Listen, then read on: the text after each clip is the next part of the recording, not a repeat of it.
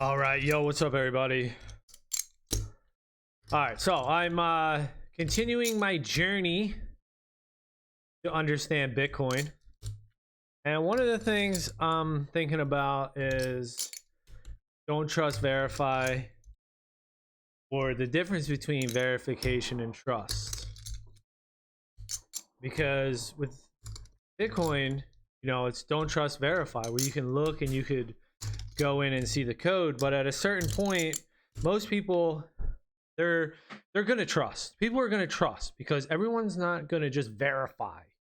So is having the option to verify enough where you can assume that, okay, look, it's open source, everyone can see the code, including me. I can see the code too, but I can open up the Bitcoin source code. I don't know what I'm looking at, but I can trust that since it's open, enough people are going to look at it, and if something's wrong, people would bring that to the world and to light, right? Everyone would know about it. So what's the difference between trust and verifying? I'm pretty sure I know that the difference between trust and verification. Verifying is you're actually looking for yourself, and verifying it, trust is you're trusting someone else to verify it. But how deep do you go? When does that end and how does that go? So I typed in, and I still don't fully know this answer, but I'm looking for it. I'm trying to figure it out. So I just typed in Bitcoin trust, because Bitcoin actually doesn't play the trust game. Bitcoin, it's not about trust.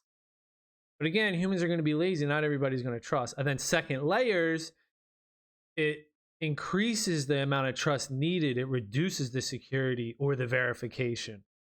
I think, at least that's what I'm thinking. So I typed in Bitcoin trust, and this is one of the first search results from Wired. Bruce Schneider, February 6, 2019.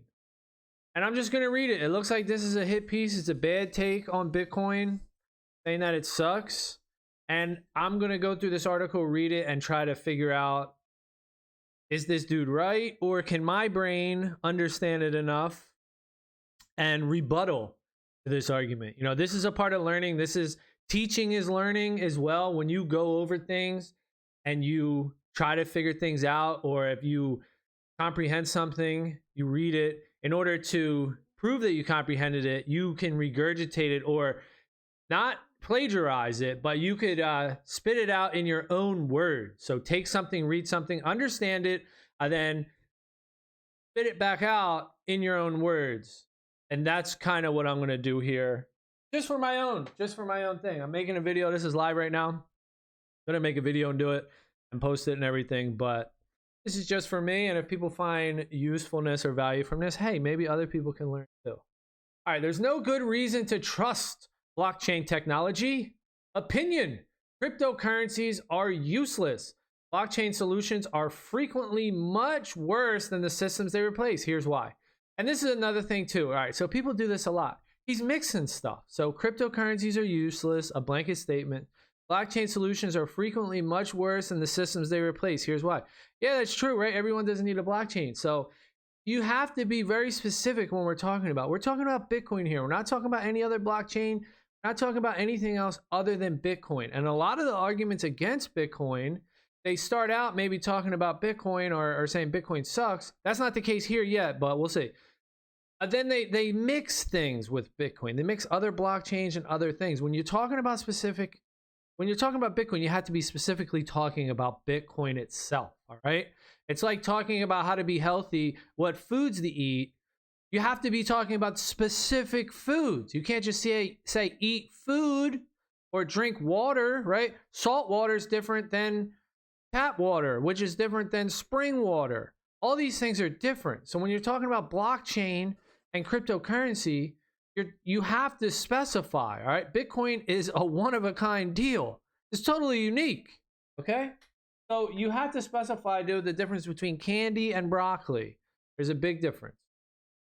All right, in 2008, in his 2008 white paper that first proposed Bitcoin, the anonymous Satoshi Nakamoto concluded with, "We have proposed a system for electronic transactions without relying on trust." He was referring to blockchain, the system behind Bitcoin cryptocurrency.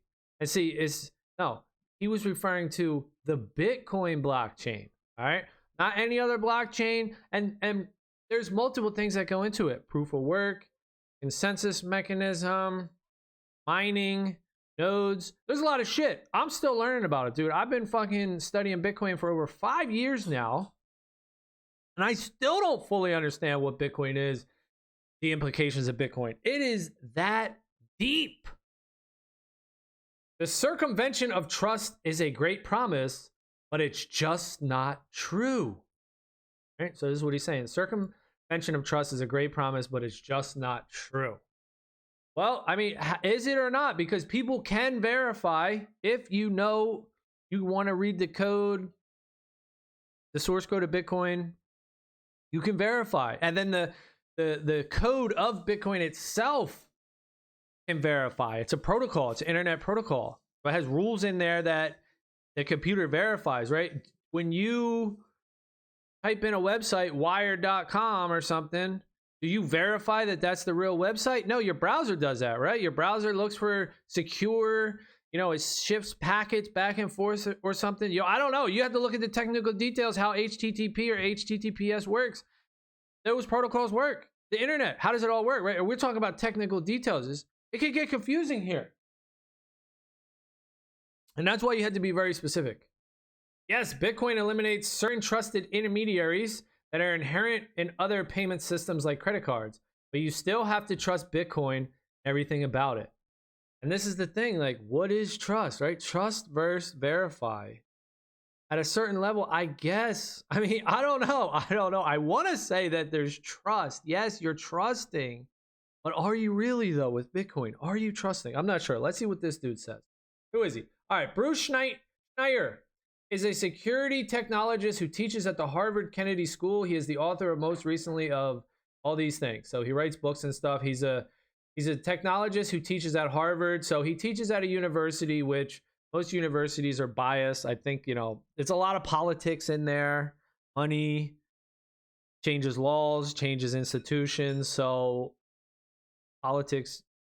money is controlled by politics, and money controls all this stuff. So the current system can make you biased towards anything. Harvard University teachers, institution, college professors, man, open mind. Probably very rare to find a professor with an open mind. Most are stuck in their ways, and they're biased. Are we all biased though? Yeah, right. We could dig into that. Are we all biased? Yeah, we all are biased. But I'm trying not to be biased. I'm trying to learn, and figure out. Open-minded here, and maybe Bruce is too, man. I'm not trying to give him a bad rap. All right, let's see. Much has been written about blockchains and how they displace, reshape, or eliminate trust. Let's see. Here we go. So we're mixing. Much has been written about blockchain. Is this even the article I should be reading? I'm not sure. It's the first one I came, and we're doing it live, so whatever.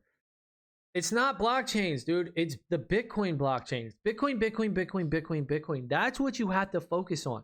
You have to take the specifics of the Bitcoin protocol, the code, look at the rules of the Bitcoin protocol.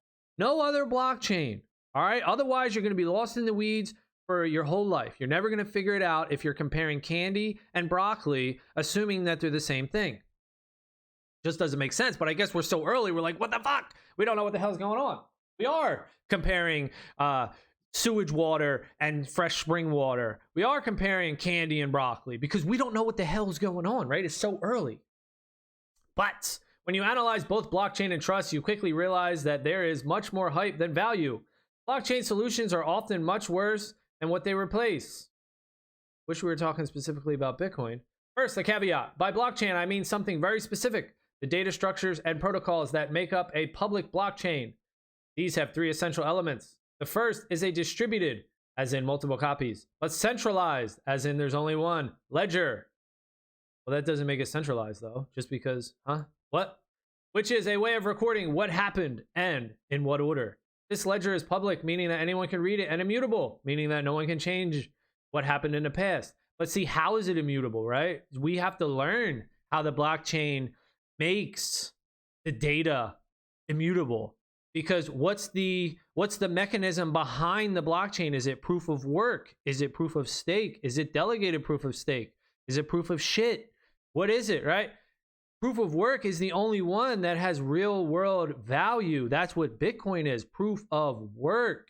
People are trading real world energy, something that's universally thought of and known as valuable, to make this blockchain immutable. Other blockchains are proof of stake, where somebody just prints up US dollars or Ethereum for free and says, hey, I just staked my free POG token, right? That's proof of stake immutability. That ain't immutable. That's only immutable as the next dude that becomes in power or gets coerced by the government or gets raided or whatever, that says, hey, you got to change your stake, bro. You got to do this. You got to do that. So it's not immutable.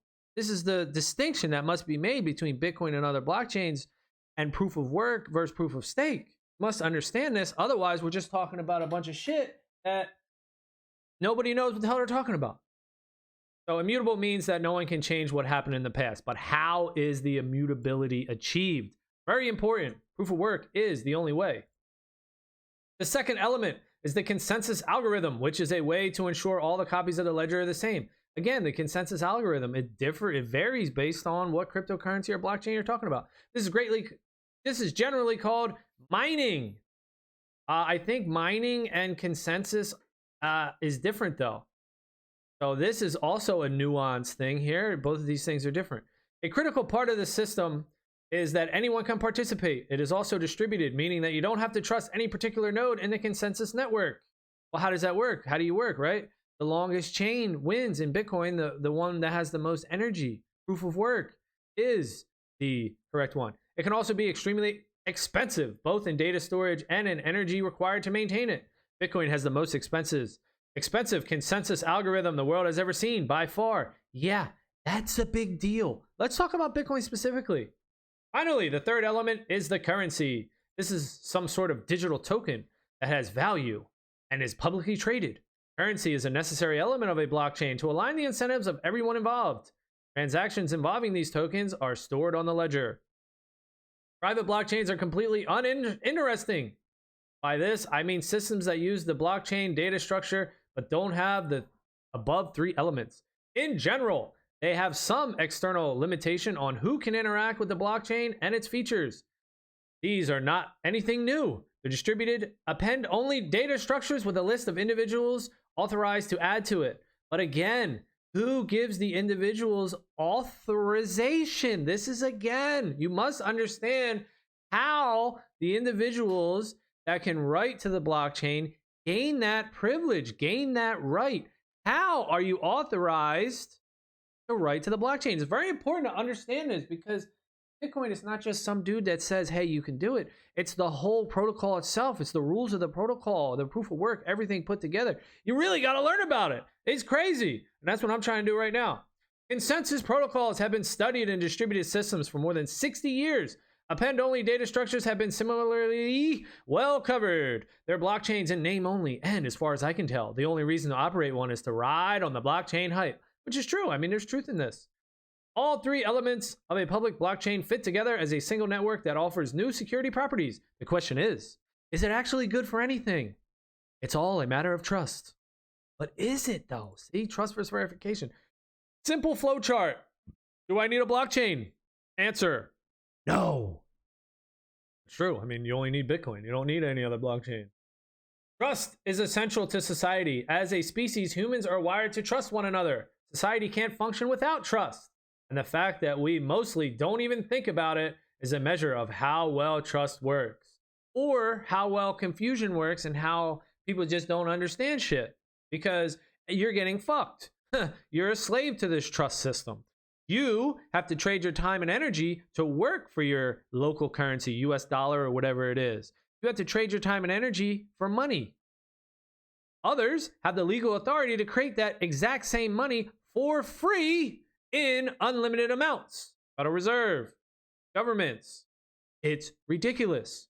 You're a slave. You work for money, someone else creates it for free. That's the current system. The only way this trust works is because you get gaslighted all the time that it's for your own best interest, 2% inflation, 2% theft. 8%, 10%, whatever it is, has to continually rise. You're gaslighted, you're tricked, you're confused. And this system had to be built like this because that's the way it was in humanity. We had no other way. We had to put trust in humans, to trust people, because we had no other way. We needed money. We needed a way to exchange value, the division of labor. So I can do my thing, you could do your thing, and we could trade at the end of the day. So we had to create a bank. We had to create a mint to mint the coin, to verify the coins, to issue the coins. And then it just evolved to paper, now digital. Okay, so that's how it was. It was good, but now we have the technology and it's called Bitcoin. Crazy as hell. The word trust is loaded with many meanings. That it is. There's a personal and intimate trust. When we say we trust a friend, we mean that we trust their intentions and know that those intentions will inform their actions. There's also the less intimate, less personal trust. We might not know someone personally or know their motives, but we can trust their future actions. How though? So this is the Byzantine general's problem. This is exactly what Bitcoin solves, or one of the many things that Bitcoin solves. We might not know someone personally or know their motives, but we can trust their future actions. How? Okay, I mean, blockchain enables this sort of trust. No, Bitcoin enables this sort of trust. That's it. We don't know any Bitcoin miners, for example, but we trust that they will follow the mining protocol and make the whole system work. Yeah, but the mining protocol is set up so that if they don't follow the mining protocol, if they don't follow the rules, their blocks will be rejected. The transactions that they're trying to put in the block won't be Bitcoin. It will be rejected by the nodes that are running the same code, the core Bitcoin software. This is the whole thing. It will be rejected. You don't have to trust shit. But then again, we go back. What is trust? What is trust? Because I'm not personally verifying it, right? But the miners, the nodes, anyone that's running this software on your computer, the protocol, the Bitcoin software, has a set list of rules. And if a miner's not following it, it will get rejected. It will waste all that energy. Sorry, nice try, buddy. You fucked up. You played yourself. Hey, what's that chip? Congratulations. You played yourself. Most blockchain enthusiasts have an unnaturally narrow definition of trust. They're fond of catchphrases like, in code we trust, in math we trust, and in crypto we trust. Or the most popular one that all Bitcoiners say is, don't trust, verify. This is trust as verification, but verification isn't the same as trust. Right? Why you glossing over it, dog? This guy's name? Bruce! The fuck you doing? Bruce, glossing over it, bro. You mixing some shit. You mixing some shit, bro. You trying to weave a web of lies or something, bro? I'm giving you the benefit of the doubt, bro. Are you talking about candy again? In 2012, I wrote a book about trust and security, liars and outliers. In it, I listed 4 very general systems our species uses to incentivize trustworthy behavior. The first 2 are morals and reputation. Well, morals and reputation, right? They're going less and less these days. That's why the world's getting fucked up. People away from religion, morals. Yeah, I ain't even religious, but morals, religion gives you morals and shit. You can get morals other ways too, but still, society low on morals right now. And reputation, nobody gives a fuck because everything's fake. The money's fake. People can create money for free in unlimited amounts. So fuck a reputation. I'll just create money and buy a fucking reputation, right? Bitcoin fixes all that shit.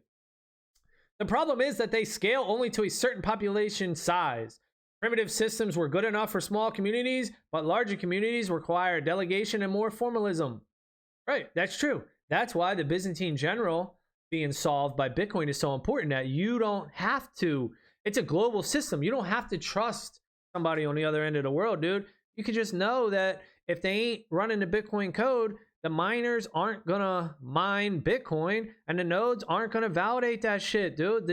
Your block is gonna be ass cheeks. It won't be added to the next block in the Bitcoin blockchain. If you're not following the rules of the Bitcoin code, the Bitcoin protocol, what the fuck you doing? You ain't mining Bitcoin. You're mining your own Bitcoin, right? You're out of consensus. You're out of consensus.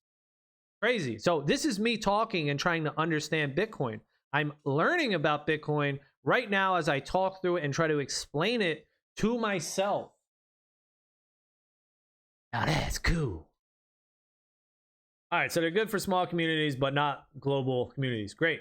The third is institutions. Institutions have rules and laws that induce people to behave according to the group norm, imposing sanctions on those who do not. In a sense, laws formalize reputation. Finally, the fourth is security systems. These are wide varieties of security technologies we employ: door locks and tall fences, alarm systems and guards, forensics and audit systems, and so on. Okay, the third is institutions. Bitcoin is an institution, right? Institutions have rules and laws that induce people to behave according to group norms. Okay, what do you think a protocol is? A protocol is just software that has rules and laws. That's it. What do you think Bitcoin is? It's a protocol. It's software that has rules and laws. And if you don't follow the Bitcoin protocol, rules, and laws, then you ain't fucking mining Bitcoin. You ain't doing Bitcoin. You're doing some other shit. You have to fucking follow the protocol rules, dude. So that's the fucking way. That's crazy, right? That's the shit. That's the new breakthrough. There's so many new breakthroughs with Bitcoin. It's hard to understand because it touches so many things. But dude, I don't know. Either I'm right or I'm wrong, but I'm feeling really fucking good about this shit. Makes a lot of sense, dude. Makes a lot of sense. These four elements work together to enable trust. Do they enable trust? I mean, I guess. I'm stuck on this trust word. I'm trying to figure it out. Trust versus verify, dude. Because at a certain level, right, society will start to trust again. Once we're comfortable with the verification of Bitcoin, we'll start to trust again. We'll have second layer, third layer technologies, and then we could easily get fucked because we're trusting, because we're so soft, right? Hard times create strong men, good times create weak men, whatever. That's the good times part. It's good times. Hey, we've been trusting for so long, nothing could possibly go wrong here. Then we become weak and easily screwed. Take banking, for example. Financial institutions, merchants, and individuals are all concerned with their reputations, which prevents theft and fraud.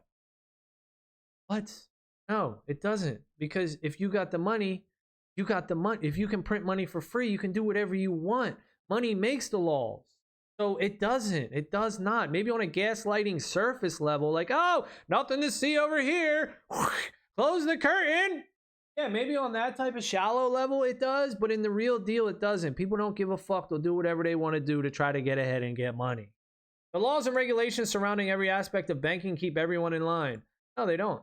Including backstops that limit the risk in the case of fraud, right? Backstops, right? Someone needs to be in control to be able to do a backstop. Bitcoin is for real, dude. It's none of this human play games. Like, this is all human play games, all this stuff. Oh, we got people in charge, blah, blah, blah, blah. But the human play games allows people to take advantage of other people, and then more people take advantage, more people, more people, more people. Now you got a situation where we all suck right now. And there are lots of security systems in place, from anti-counterfeiting technologies. Great. There's lots of security systems in place for Bitcoin. Why don't you go hack it? Bitcoin's been out for 14 years, got fucking a shitload of fucking value in the Bitcoin network. It's open 24/7. It's been up fucking 100% of the time, 99.99%, whatever the hell. And, you know, it never closes on weekends, holidays. You know, it's open for Christmas, Hanukkah, whatever the hell you celebrate. You're fucking sleeping in or opening presents under the tree. Bitcoin's still running TikTok next block every 10 minutes. So you want to talk about securities? How about the fucking strongest computer system in the world with the highest hash power in the world? Up 24/7 for 14 years straight. Never taking a day off. How about that for security? You want to talk about that in your little article? Why don't you put that in here and see if people think that's impressive or not, right? How long is it going to take? 15 years, 20 years? Then all of a sudden you're going to wake up and be like, oh shit, Bitcoin's been running nonstop for fucking 20 years straight. What the fuck? How come no one's hacked that shit? Bro, it took me this long to figure this shit out. Hey, it did, right? You got to get comfortable. It's new. It's crazy. It's too damn good to be true. How the fuck can Bitcoin be this amazing? That's what I'm saying. I'm still out here trying to figure this shit out. That's why I'm making this video. And that's why I do what I do. It's been 5 years now in love with Bitcoin. Just trying to figure it out. Trying to learn more about it, dude. Can't stop. Won't stop. In his 2018 book, Kevin Werbach outlines 4 different trust architectures. The first is peer-to-peer trust. This basically corresponds to my morals and reputation systems. All right, all this is just human nonsense. See, humans, untrustable. I made a podcast, I think it was like 2019, pretty funny. Humans, untrustable. You can't trust humans, dude. So all this little joking game that you're playing right here and telling me about humans and this and that and this and that. Yeah, that's the way it was, dude. That's the way it had to be before Bitcoin. Now we don't need human trust. I don't need to do any of this nonsense. It doesn't have to be. It's no more. We don't we don't need it. I don't have to trust that you're a good person and be like, I hope he doesn't rip me off. I just have to use Bitcoin and know that the shit's working. That's it. Because if it's not fucking working, or if you're doing something stupid or wrong, you're not on Bitcoin. You change the protocol. You're out of consensus now. And then, yeah, of course. All right, I guess if 51% of the people change consensus, okay, fine. Then we get a hard fork. We can start talking about all that shit. You know, it's technical, it's detailed, it's philosophical, it's awesome, it's deep, it's wild, dude. But we get caught in the weeds with this third-party intermediary trust. We don't need it. We don't need it, dude. Right? Institutional trust. We just don't need it. That's the invention of Bitcoin. We don't need these things, institutions that we humans have put in place, intermediary trust, third parties. We don't need these third-party institution, third-party intermediaries to make sure that we're good, to protect ourselves, right? We put rules in place to protect ourselves.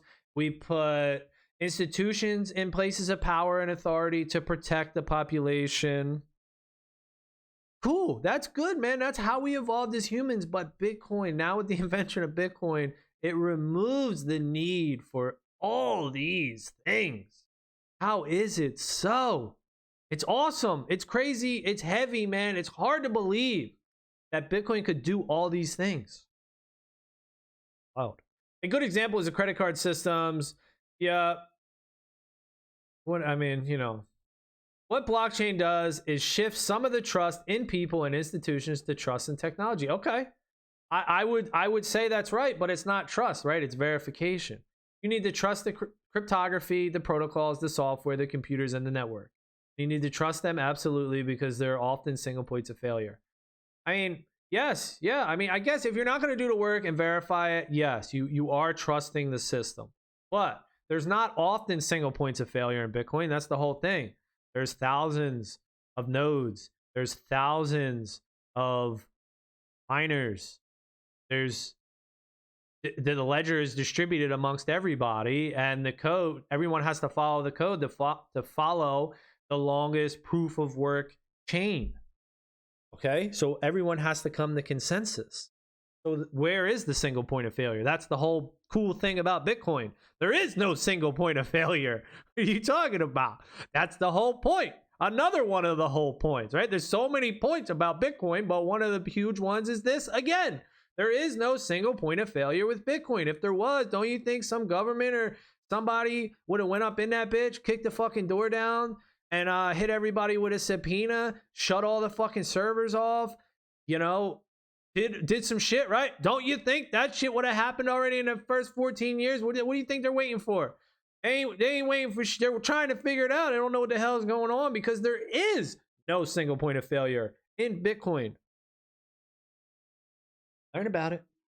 When that trust turns out to be misplaced, there is no recourse. If your Bitcoin exchange gets hacked, you lose all your money. See, I mean, this is the thing, right? If your Bitcoin exchange gets hacked, yeah, you do lose all your money. Why? Because now you're relying on a third party. Now you're not on the Bitcoin chain. Your Bitcoin is in a wallet that you don't have the keys to. You don't have the permission to. So it's not your Bitcoin, right? You have to have it on your own wallet. If your Bitcoin wallet gets hacked, you lose all your money. Yes, that's right. If your physical wallet that you have in your back pocket gets hacked, you lose all your money too, right? Should I be complaining about that? Oh man, you know, I lost my wallet. Fuck, I lost all my money. I need to call somebody, right? No, if you lose your cash, Bitcoin is digital peer-to-peer cash. It's cash. If you walk outside with a wad of cash and fucking lose it, You lost that shit. There is no getting that shit back. Bitcoin is digital peer-to-peer cash. If you forget your login credentials, you lose all your money. Yes, that's right. If you it's digital, right? It's your responsibility, personal responsibility. We're not shifting the trust. Okay, maybe this is where this dude is a little confused. We're not shifting the trust. We're shifting the responsibility. We're removing the intermediary, the third party. They're no longer responsible for your money. Now you are responsible for your money. Okay? If you lose your shit, yeah, guess what? You lose your shit. Okay? That's unnerving for people. That's a little, hey, whoa, what the fuck? You know, that's a little scary for people. And it is. I get it. But the reward is so great that, of course, I want control of my shit. What do you think? I want some other dude with his incentive structures to look out for my money as if he's going to do it better than me, as if he cares about me better than I care about myself and my family? No, we just talked about it earlier about how can you trust someone across the globe or someone that you never met or you don't know? How can I? And so why would you trust them with the responsibility of looking over your cash, looking over your life savings, your life's work? You would never do that. But for some reason, good times created soft men, and now we're all soft, trusting all these people, and you'll get fucked. You're going to get fucked. You have already gotten fucked in 2008 and all before that. Look at the value of the dollar over time. You will continuously get fucked, and that will be another path for people to realize how great Bitcoin is. If there's a bug in the code of your smart contract, you lose all your money. That's not true. If there's a bug in the code, Bitcoin's been running for 14 years. What do you mean is there a bug in the code? What, if a new bug comes? Okay, I mean, it's not the end of the world. Now we're going to dive into some technical stuff. You know, I'm not going to, but yes, that would dive us into some technical shit, all right? So, no, if there's a bug in the code, you don't lose all your money. What bug? Where? Is it? Okay, if a fucking meteorite hit your house, you lose your fucking house. Okay, well, sometime you're going to have to take a risk. I mean, how much risk are you willing to take? You want to trust code that's been up 24/7 for the last 14 years? You want to trust some dude that raises and lowers the interest rates whenever the fuck he feels like it? And when he wants to get fucking people to go on unemployment just because they're a statistic, they're a number, you know, fuck it. Fuck these people. I don't care about their families or whatever. They got to lose their fucking job because I got to manage this fucking economy. Bitcoin, we don't have to do that shit. If someone successfully hacks the Bitcoin blockchain security, you lose all your money. Yeah, okay, if. Do it. Big shot. Come on. Glenn or whatever the fuck this guy's name is. Bruce. Come on, buddy. If someone successfully hacks the Bitcoin blockchain, you lose all your money. Yeah, okay. Well, that's a risk. Do it. Hot shot. The fuck you waiting for, bro? Shitload of value in there. It's taking you 14 years. You waiting for a better time or something? You waiting for Bitcoin to get more secure? Because Bitcoin gets more and more secure the longer that it fucking lasts. So what you waiting for, dog? You waiting for it to get even harder? To test your skills even more? In many ways, trusting technology is harder than trusting people. What? It's actually the exact opposite, bro. Trusting technology is way easier than trusting people. I pulled this website up. Trusting a protocol, trusting a technology. I didn't phone Bruce. Is that this guy's name? Bruce? Is it Bruce? Yeah. I didn't phone Bruce Schneider and be like, yo, Bruce, I'm about to check out your website. You cool with that? Is it good? Oh no, dude, chill, bro. I had a late night last night. Hold on, man. It's going to take me a while to get up. I'll get it to you. No, this shit's ready on demand. Just like your fucking money with the Bitcoin blockchain. That shit's ready on demand 24/7, 365. Would you rather trust a human legal system or the details of some computer code you don't have the expertise to audit? Dude, all right, I think I'm done with this. I'm not even going to read this shit. I'm wasting my time. All right, anyway, I think I got to the point. If you would rather trust a human legal system over some computer code, then yeah. That you don't have the expertise to audit. Okay, well, slowly but surely you will, right? I'm putting in the effort to learn. If you want to get wealthy, if you want to take your value and your time seriously, you're going to learn about Bitcoin. And you will. It's just naturally going to do it. You're going to naturally get passionate about it because it's such an amazing invention.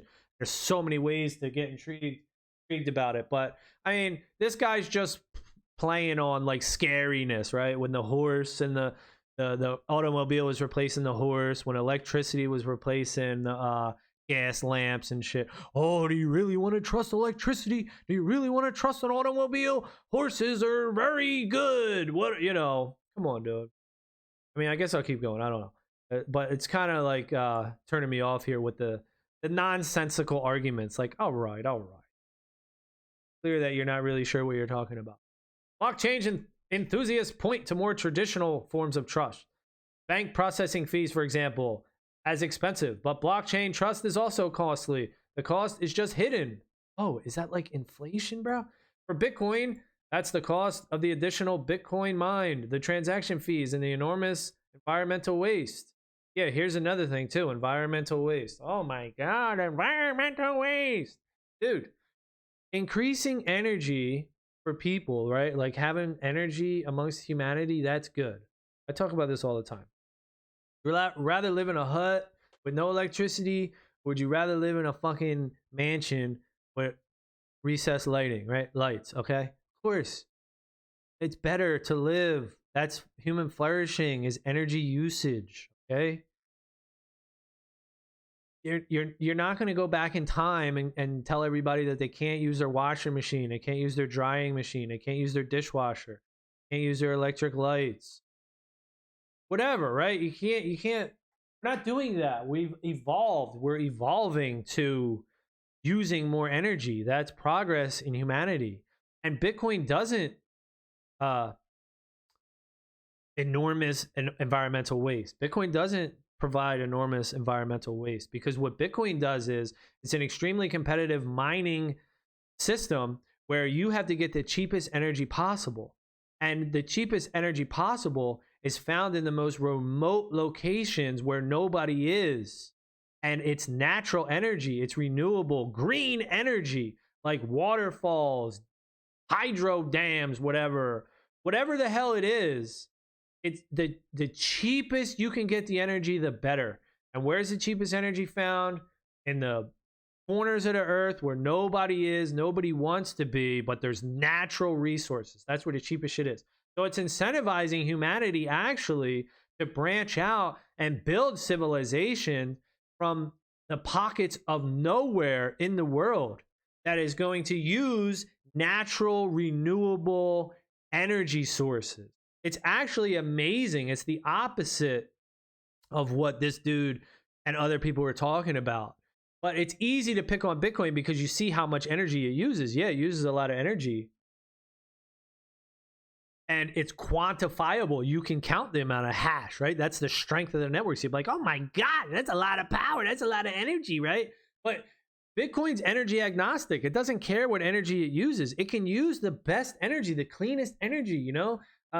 Nuclear energy, where they just had this new invention where the nuclear reactor can just spam whatever the hell, you know, that's detailed too, energy, and just boom, create more energy than it started with. So that's all nonsense. It's the energy. Bitcoin forces us to use good, cheap energy. It forces us to use the most cost-effective natural energy possibly.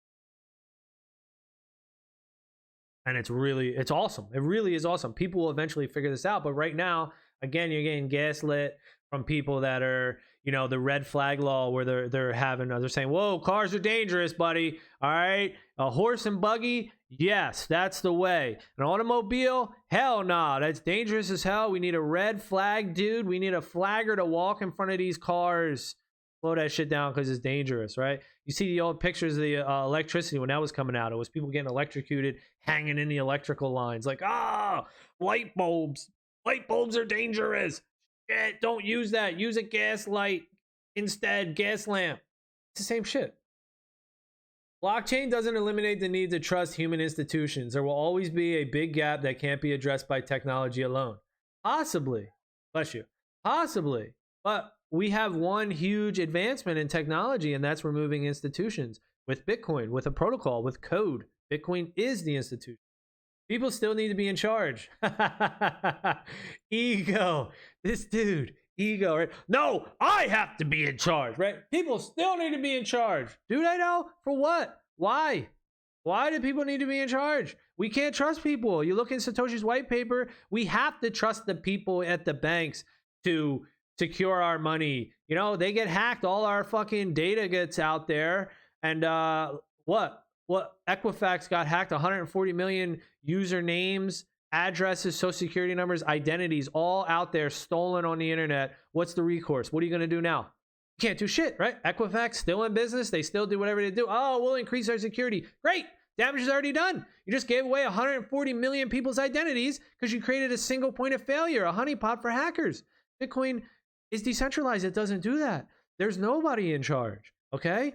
And the people in charge, like the Satoshi white paper, we had to trust people to keep the money straight and steady, but they don't. They print a zillion fucking dollars worth of shit to bail out this company because it had bad practices. Oh, it's too big to fail. We can't let them fail, even though they fucked up. You know, we have to pay all their bonuses and salaries and keep them in business because it'll screw up the whole system if they fail. You know, what the hell? Fuck that. No, dude. I mean, that think about that incentive model right there. That encourages people to take the biggest risk possible and just say, YOLO, fuck it. We're going to build the biggest possible business we can. We're going to gamble on the riskiest shit. And if we fail, the government, the Fed, is going to print money out of thin air and bail us the fuck out. Those are the people in charge. We need to trust those people in charge? No. The only way I'm trusting those people is if I'm the motherfucker in charge, all right? If I'm the fucking king printing all this money, then people still need to be in charge. But if we ain't, then fuck that. We ain't fucking trusting people no more.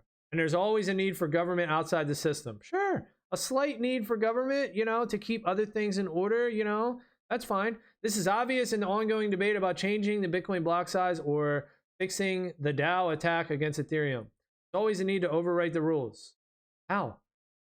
Changing the Bitcoin block size, it was somebody's need to change the rules in Bitcoin, change the Bitcoin block size, but their need was told to go fucking kick rocks somewhere else, and Bitcoin wasn't changed, and that was that. See you later. The Bitcoin hard forked in the Bitcoin Cash, and then Bitcoin Cash goes off and goes down to zero.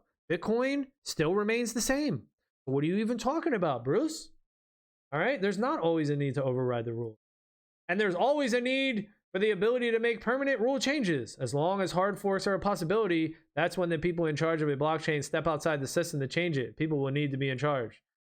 It's wrong. That's wrong. You see the perfect example that you just listed in your fucking argument for it. You just contradicted yourself. You said that people need to be in charge because we need to change the rules. For example, Bitcoin Cash block size debate. That didn't change the rules. That's like me coming to your house and saying, you know, knock, knock, knock. Hey, Bruce, this is my house now. And you're like, the fuck it is? This ain't your house. I'm like, yeah, me and these 10 other people say, this is my house, right? And you fucking, do I get the house, right? You call the cops or whatever you do to do it. They remove me, lock me up, trespass me or whatever. You still have your house. So just because there's a threat to change the rules and somebody hard forked, that doesn't mean that the rules were changed. The Bitcoin block size debate didn't change any rules in Bitcoin. In fact, it proved that it's hard as hell to change the rules, and it strengthened Bitcoin. That was right before the freaking bull run in 2017. What are you talking about, Doug? Any blockchain system will have to coexist with other more conventional systems. Modern banking, for example, is designed to be reversible. Bitcoin is not. Yeah, bud, that's a feature, not a bug. That makes it hard to make the two compatible. The result is often insecurity. Steve Wozniak was scammed out of 70,000 in Bitcoin because he forgot this. Hey, this is the feature. This is a feature. Bitcoin's not reversible. Hell fucking yeah. That's what's up. It's my shit. You can't take it from me. You can't take my bank account. You can't shut my fucking bank account down. Can't take my money. What the fuck? I got self-sovereignty. That's amazing. The fuck you talking about? It's a bad thing. I guess you can look at it from that perspective if you're relying on other people and you're like, oh, coddle me, baby. Protect me, daddy. Yeah, you might think it's a bad thing. It's actually a great thing. Blockchain technology is often centralized. Bitcoin might theoretically be based on distributed trust, but in practice, that's just not true. Ooh, tell me more. Just about everything using Bitcoin has to trust one of the few available wallets and use one of the few available exchanges. Man, he just doesn't understand Bitcoin. Bitcoin has nothing to do with exchanges. Exchanges. Well, how does that even have anything to do with Bitcoin? It's just an on-ramp or an off-ramp to trade your different currencies with Bitcoin. That's it. It enables you to get Bitcoin, then join the Bitcoin blockchain, then join the Bitcoin ecosystem, which is totally separate from the US dollar system, any fiat currency system, or any exchange. People have to trust the software and the operating systems and the computers everything is running on.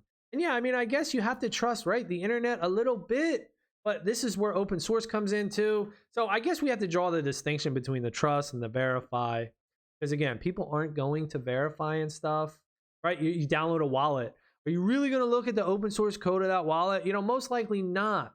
But since it's open source and people can audit the code, I think that will be enough for people to be like, okay, I can feel confident enough that if there was a problem, somebody would have found it by now and would have blasted it, right? Would have let everybody know about it. And we've seen attacks against wallets and exchanges. We've seen Trojan phishing, password guessing. Criminals have even used flaws in the system that people use to repair their cell phones to steal Bitcoin. Yeah, but this is not an knock on Bitcoin. This is something else. You're mixing apples and oranges. Exchanges are not Bitcoin. Get your fucking Bitcoin off an exchange unless you want to get hacked like Bruce is talking about here. Yeah, if you keep your Bitcoin on exchange, you are entering in counterparty risk. You're not on the Bitcoin blockchain. You're on the exchange's centralized database, which may or may not have Bitcoin on the blockchain. You're trusting them, not verifying on the Bitcoin network. All right, is that it with this guy, dude? Trying to learn here, but it seems like, you know. Moreover, any distributed trust system, there are backdoor methods for centralization to creep in. With Bitcoin, there are only a few miners of consequence.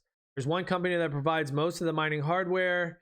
There are only a few dominant exchanges. To the extent that most people interact with Bitcoin, it is through these central. Yeah, right now, sure, people do. They don't understand. Just like this dude, he doesn't get it yet about the difference between the Bitcoin network and exchanges. This also allows for attacks against blockchain-based systems.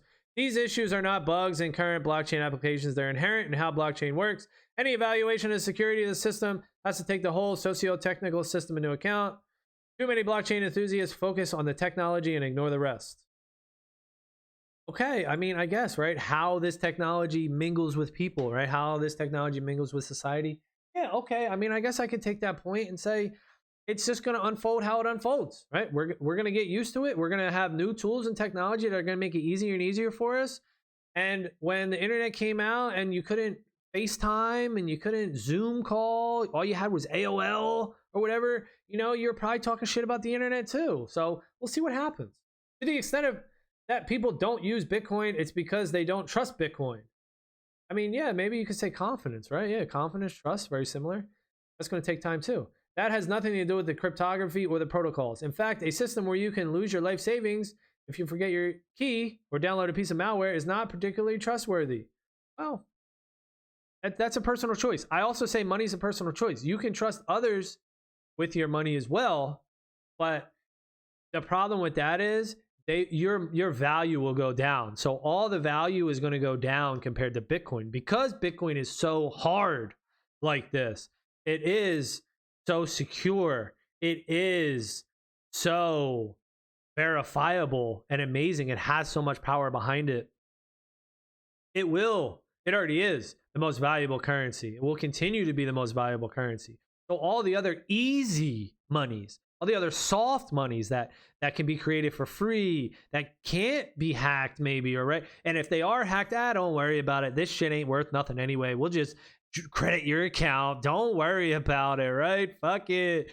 You know, $20,000 got stolen from your bank account. Oh, don't worry about it, bro. You got protection. You got fraud protection, right? The bank will write off that 20K that the fucking robber got, and you'll get 20K back. So just add an extra 20K to the pot. You know, the soft, easy money. You can choose that if you like. That's fine. It's perfectly acceptable. Bitcoin's optional. You know, it's not mandatory. It's not by force.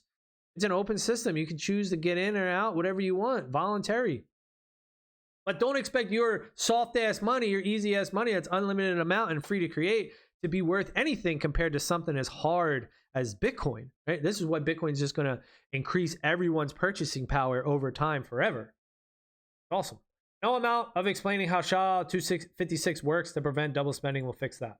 Similarly, to the extent that people do use blockchains is because they trust them.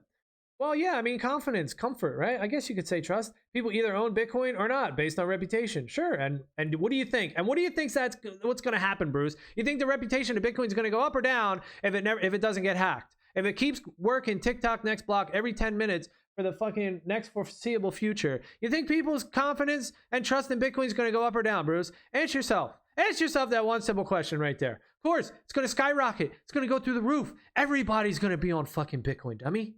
That's true even for speculators who own Bitcoin simply because they think it will make them rich quickly. People choose a wallet for their cryptocurrency in exchange for their transactions based on reputation. We even evaluate and trust the cryptography that underpins blockchain based on algorithms' reputation. Yeah, sure. It starts with good shit, and then fine. To the ill-informed or to the easy person, right? Okay, yeah, I trust it. It's been around for a while. Sure, that's humans. We do that. To see how this can foil, look at the various supply chain security systems that are using blockchain. A blockchain isn't necessarily a feature of any of them, right? But now we're mixing candy and broccoli again. This is Bitcoin, not blockchain. The reasons they're successful is that everyone has a single software platform to enter their data in. Even though the blockchain systems are built on distributed trust, people don't necessarily accept that. For example, some companies don't trust IBM because it's not their blockchain. Irrational, maybe, but that's how trust works. It can't be replaced by algorithms and protocols. It's much more social than that. I mean, he's just telling you that the automobile will never replace the horse because, you know, you can pet the horse. The horse is emotional, has soft fur, and looks you in the eyes. Automobile would never be able to connect with a human on an emotional level. So therefore, we need horses. Still, the idea that blockchain can somehow eliminate the need for trust persists. Recently, I received an email from a company that implemented secure messaging using blockchain.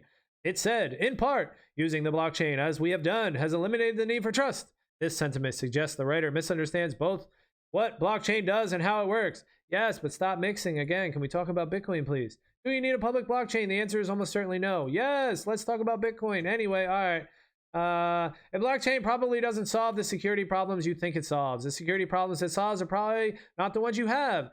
Manipulating audit data is probably not your major security risk. All right, look, dude, the answer, let me just get to his end here. Honestly, cryptocurrencies are useless.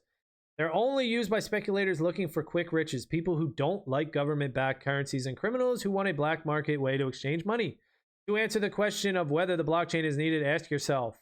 All right, this is good. Let's get into this. All right, to answer the question of whether the blockchain is needed, ask yourself. We're going to do it from the perspective of Bitcoin. Ask yourself, answer the question of whether Bitcoin is needed. Ask yourself, does the Bitcoin blockchain change the system of trust? See, this is how I'm going to learn. I'm going to answer his questions and try to answer them myself. Okay. Does the Bitcoin blockchain change the system of trust in any meaningful way, or does it just shift around? Yes, it does, because it changes the system of trust from trusting a central party, a boardroom full of people, let's say the Federal Reserve that creates the US dollar for free in unlimited amounts. They're the ones that are in control of the system. And Bitcoin changes that to the Bitcoin protocol, the code of Bitcoin, the rules of Bitcoin. So the only way Bitcoin can be created is if a miner follows these specific rules. So it has to follow the rules that are written into the Bitcoin core software, the Bitcoin code by Satoshi Nakamoto. You can go out and do your technical research on that. If a miner doesn't adhere to those rules, it's not on the Bitcoin blockchain. It's not mining Bitcoin. So the only way Bitcoin can be mined is by following the Bitcoin protocol rules. So yes, it does change the system of trust. It changes the system of trust from trusting 12 humans in a boardroom how much money to create and when to create it, versus trusting a computer software, a protocol that is programmably written to distribute the coins on a verifiable set timeline. Okay, yes, it drastically changes the system of trust in an amazing, meaningful way. Amazing! You're going to stay on a system where humans can control it and just go crazy. Hold on. That puppy out. All right, I had to let the doggy out. Little doggy, little puppy. Had to let the doggy out. All right, yeah, you're going to trust a system of money that relies on humans, and Bitcoin drastically changes it to a system of money that relies on the rules of the protocol that's open and everyone can see. Yes, huge, drastic. All right, next question. Does it just try to replace trust with verification? Just try to replace trust with verification? Yes, it does, in fact, replace trust with verification. And that's not a just thing. That's an amazing thing. So the first time in history, we don't have to trust. We can actually look and verify. It's a huge thing. That's huge, bro. Does it strengthen existing trust relationship, or does it try to go against them? It hugely strengthens trust relationships, because now I can even trust Bruce. Wherever Bruce lives, I can live all the way across the country or in a different country, and I could trust Bruce's dumbass. Even though he has a dumbass opinion, I could trust him on the Bitcoin network, because I don't have to fucking trust. I can verify. How can trust be abused in the new system? And is this better or worse than the potential abuses in our old system? Well, I mean, it can be abused. 51% attack, we can talk about it, but no way in hell is it worse than the current abuse. Look at the current abuse. People have to steal from you with inflation so that the system can work. And inflation keeps getting higher and higher. And the money is unlimited and free. And the money is what changes the laws. So yes, it's absurd in the current system, the abuses that take place. Absolutely absurd, the amount of abuse in the current system. And lastly, what would your system look like if you didn't use blockchain at all? Well, then, it wouldn't work. Blockchain, it's needed because it verifies. That's what creates the immutable ledger that no one can change, because the blockchain takes the data from all the transactions, puts them in a block, and it puts the previous block in the hash. So there's no way to change all those transactions without changing all the previous transactions. And then if you want to change another block, you have to change the previous block. Then if you want to change that third block down, you got to change the fourth block, and so on and so on and so on. So that's how it creates that chain, that mountain of immutability, because each block is encrypted with the data of the previous block. That's fucking awesome. If you ask yourself those questions, it's likely you'll choose solutions that don't use public blockchain. And that'll be a good thing, especially when the hype dissipates. Hey, bro, Bruce Schneier is a renowned security technologist and called a security guru by The Economist. Damn, Bruce, I'm sorry, bro, but this is unfortunately not going to age well for you, bro. If I'm right, hey, you never know. Never know, right? He's written a dozen books, teaches at Harvard Kennedy School, and lives in Massachusetts. Hey, everyone has an opinion, dude. Everyone has an opinion, but Bruce, you're not looking at it clearly, bro. I hope that I debunk some of your questions and concerns, Bruce. Maybe you might see this one day and respond to me. All right, well, that's it. I had fun doing that. I feel like I learned a lot, actually, by doing that, because, thinking, talking, and spitting it out into words to try to get a better understanding of Bitcoin. And hey, I'm 5+ years into Bitcoin, and I probably will never stop learning about Bitcoin. All right, that's going to be it for this one. Thank you all for watching. Later.